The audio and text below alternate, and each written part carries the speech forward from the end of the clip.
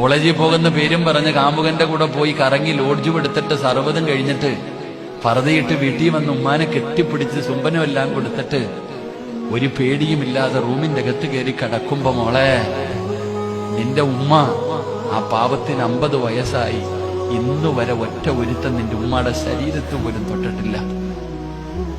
എന്റെ പെൺകുട്ടികളോട് എനിക്ക് പറയാനുള്ളത്, ഈ 40ഉം 50ഉം വയസ്സ് ജീവിച്ചിരുന്ന നിന്റെ ഉമ്മാടെ ശരീരത്തില് ഇന്നു വരെ ഒരു അന്യപുരുഷൻ അറിഞ്ഞുകൊണ്ട് നിന്റെ ഉമ്മാടെ ശരീരത്ത് തൊട്ടിട്ട് പോലുമില്ല.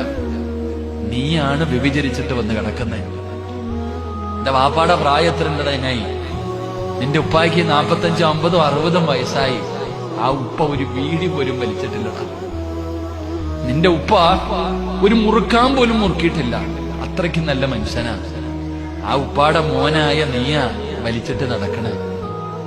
അല്ലാഹു നമ്മുടെ മക്കളെയൊക്കെ കാത്തുരക്ഷിക്കുമാറാകട്ടെ. പക്ഷെ മോനെ, ഒരു ദിവസം വീഴൂടാ. വല്ലാഹി ഒരു ദിവസം വീഴും. എത്ര എവിടെ പോയാലും അല്ലാഹു പറഞ്ഞതാ, വത്തഖൂ യൗമൻ തുർജഊന ഫീഹി ഇലല്ലാഹ്. വീഴ് നീ ഒരു ദിവസം. നീ എവിടെ പോയാലും നിന്നെ വിടത്തില്ല അല്ലാഹ്. ഞാൻ നിങ്ങളോട് ഒരാളോടും ഭീഷണിപ്പെടുത്തിയതൊന്നുമല്ല, അത് ഭീഷണി തന്നെയാണ്. അല്ലാഹ് പറയാ, നീ എവിടെ പോവാനാ? ഓന്ത് ഓടുന്നതിനൊരു പരിധിയുണ്ട്.